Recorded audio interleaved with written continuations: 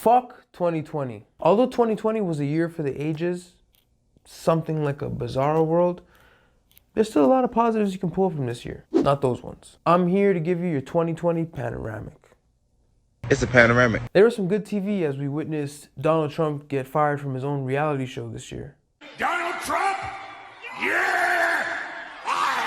And the whole world came to the realization, well, most of us with the brain, the world isn't all peaches. And it turns out that there's a deep, dark history of racism in many nations that has been swept under a Persian rug.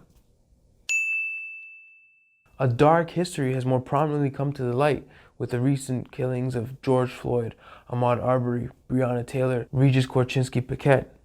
I'd be here forever if I named the others. And this isn't news. Conversations regarding racism are now taking prime real estate in people's conscience. Toronto Prime. And no AA, but acceptance and awareness are the first steps to dismantling the problem. And if the pandemic and quarantine taught us anything, it taught us to close the chapter on relationships that might no longer serve us. Unless you're married. 2020 was the year people's vision also became crystal clear. An eye-opener for many. We realized that the status quo ain't it no more. Although most restaurants and retailers have shut down, a whopping 250,000 businesses also popped up and creatives are recession-proof.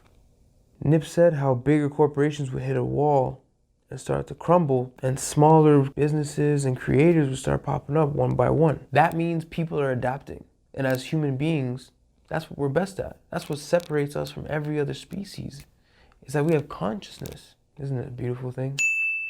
And also, things got exposed. We realized that yes, governments do have access to money if the emergency presents itself. We realized that laws can change overnight, as well as lives. We learned how everything could be good in one moment and turn upside down just like that. We also learned that during times of uncertainty, people have to look within themselves in order to survive and thrive.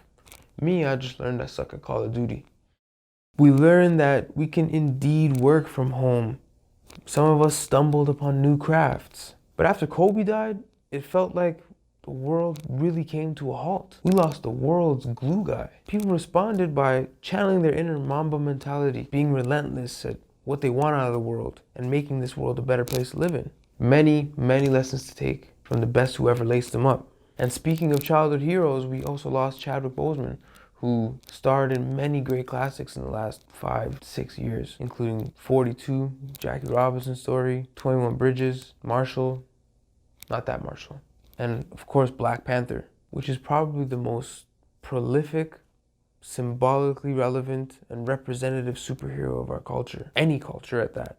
Now that's Black excellence. Other positive things also happened this year. Nature made a comeback, the importance of essential workers was pushed to the front line, and even though movie theaters might look like they're closing, drive-in theaters made a comeback. There's your next date idea. So in hindsight, 2020 wasn't all that bad. Even though it was a tough year with some tough losses and lessons learned, I hope you were able to find the silver lining in a time so plagued by negativity. But I hope 2021 is abundant for you, because what you seek is seeking you.